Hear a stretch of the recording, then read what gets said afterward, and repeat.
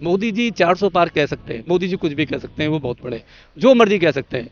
मोदी जी 400 पार इसलिए कह रहे हैं कि ईवीएम को उन्हें मालूम है, ईवीएम में सेट है, सारा मामला ईवीएम से। और जिस तरीके से चुनाव अभी आयोग जो उन्होंने चुना है, दो लेके आए हैं, वो भी उनके अपने ही आदमी है, उससे पहले भी उनके अपने ही थे।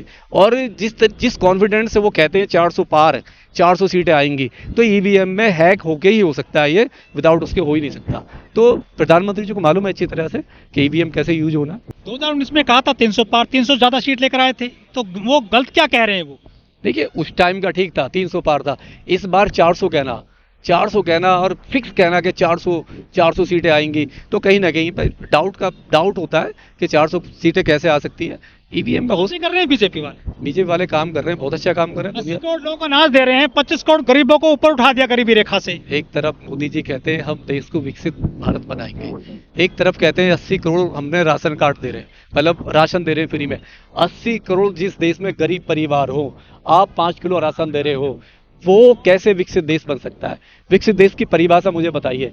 विकसित देश की परिभाषा ये होती है, जो लेबर क्लास का आदमी होता है उसकी 1 लाख सैलरी होती है, 2 लाख सैलरी होती है, और आपके देश में 80 करोड़ लोगों को आपने एक झटके में भिखारी बना दिया, उनको बेरोजगार बना दिया, और आप कहते हो विकसित राष्ट्र।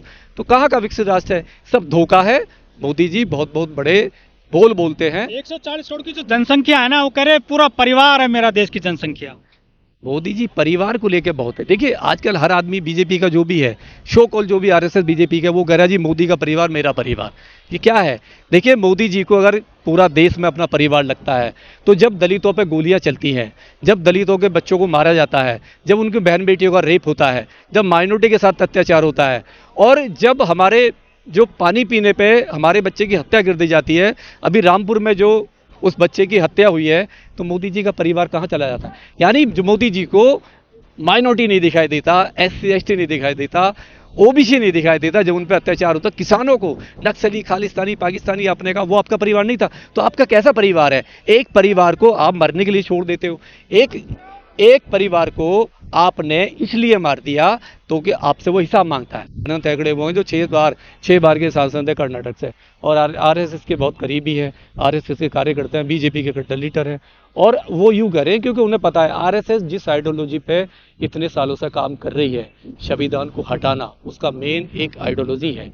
और जिस तरीके से अभी जो इनके आर्थिक सलाहकार थे कुलदीप रॉय, उन्होंने भी एक स्टेटमेंट दिया था कुछ टाइम पहले, और वो भी काफ़ी चर्चा का विषय बना। और अभी ये कह रहे हैं, तो एजेंडा साफ है, ये सीधा सीधा कह रहे हैं कि अगर 400 सीटें आती हैं, 400 सीट हमारी आती हैं, तो हम पूरी तरह से संविधान को हटा देंगे। और जिस तरीके से प्रधानमंत्री जी हर बात को लेकर साइलेंस हो जाते हैं, वो कहते हैं कि मैं संविधान की वजह से, जो बाबा साहब ने इतना सुंदर संविधान दिया, मैं उसकी वजह से मैं पीएम बना हूं, नहीं तो मेरी औकात नहीं थी बनने की। मैं तो चाय बेचता था, चाय, और मेरी माँ जो घर में मतलब कहीं ना वो मतलब बर्तन साफ करती थी, कपड़े धोती थी, और मैं बाबा साहब के संविधान की वजह से, इतना अच्छा संविधान बाबा साहब ने दिया, मैं उसकी वजह से आज प्रधानमंत्री बना। अगर वो संविधान के बारे में इस तरीके की व्याख्या करते हैं, और उन्हीं के पार्टी के लोग ये कहते हैं कि अगर हम सत्ता में आए तो संविधान को हटा देंगे, और हमारे जो प्रधानमंत्री है कुछ नहीं कर पाते हैं, तो ये दोगला रवैया प्रधानमंत्री जी का दुनिया जानती है, दुनिया देखती है। मतलब जो लोग ये कह रहे हैं बहन जी को पीएम बनाएंगे, वो बहन जी का सत्यानाश करने पर उतरे हुए हैं। वो अपने आप को नहीं देख पा रहे कि वो कहाँ खड़े, और वो वही निकम्मे लोग हैं जो कह रहे हैं कभी भी उन लोगों ने काम नहीं किया है, कभी भी वो लोग रोड पर नहीं आए, कभी भी वो लोग किसी भी संघर्ष में नहीं उतरे। उन लोगों को नहीं पता है सरकारें कैसी बनती है, वोटर कहाँ से आएगा। अब जब आप किसी भी मुद्दे पर बात नहीं करोगे, रोड पर नहीं जाओगे, उनके मुद्दे नहीं उठाओगे, उनके साथ खड़े नहीं होगे, और इस दबे कुचले समाज को सत्ता तक लेके गए, आज उनकी मेहनत पे पूरी तरीके से पानी फिर गया है। हम ये कह सकते हैं जो उनकी मेहनत थी पूरी तरीके से लुट गई है, बर्बाद हो चुकी है, और उस बर्बादी का जो कारण है वो चंद जो मतलब अपने आप को जो बिकने वाले लोग थे, जो दलाल टाइप के लोग हैं, उन्होंने पूरी मूवमेंट को ख़त्म कर दिया है। आज कहीं ना कहीं हमारे बाबूजी की जो आत्मा है, अगर कहीं वो है, कहीं देख रहे होंगे, तो कहीं ना कहीं उनको भी गिल्टी फील हो रहा होगा कि मैंने किस समाज को सत्ता तक पहुंचाया, आज और वो समाज मेरी धरोहर को, मेरी आइडियोलॉजी को संभाल कर नहीं रख पाया। तो हम उनको बहुत बहुत सैल्यूट करते हैं, और हम सदियों तक उनके ना ऋणी रहेंगे। 2012 से लगातार बीएसपी का जो वोट बैंक है वो घटता जा रहा है, सत्ता में सीटें कम होती जा रही हैं। सत्ता में तो कोई आ ही नहीं रहे हैं वो 2012 के बाद से। ये सत्ता तो भूल जाइए, सत्ता तो बहुत दूर की बात है। देखिए कड़वा है, मैं बीएसपी का जो ना सपोर्टर हूँ, वोटर हूँ, ठीक है, और कोई पदाधिकारी नहीं हूँ, तो मैं कड़वी बात बोलूँगा, सही बोलूँगा। देखिए आज जो बीएसपी की स्थिति है वो सबसे दयनीय स्थिति पर है। आज जो लोग ये कह रहे हैं कि 2024 में बहन जी पीएम बनेंगी, तो वो लोग हैं जो बहन जी के हितैषी बिल्कुल भी नहीं है। वो बहन जी को सही रिपोर्ट नहीं कर रहे हैं, सही चीज़ें नहीं बता रहे हैं। बहन जी रोड पर नहीं आ सकती, बहन जी कैडर नहीं ला सकती। बहन जी को जो लोग रिपोर्ट करते हैं वो गलत लोग हैं और वो बहन जी को कहीं ना कहीं गुमराह करते हैं।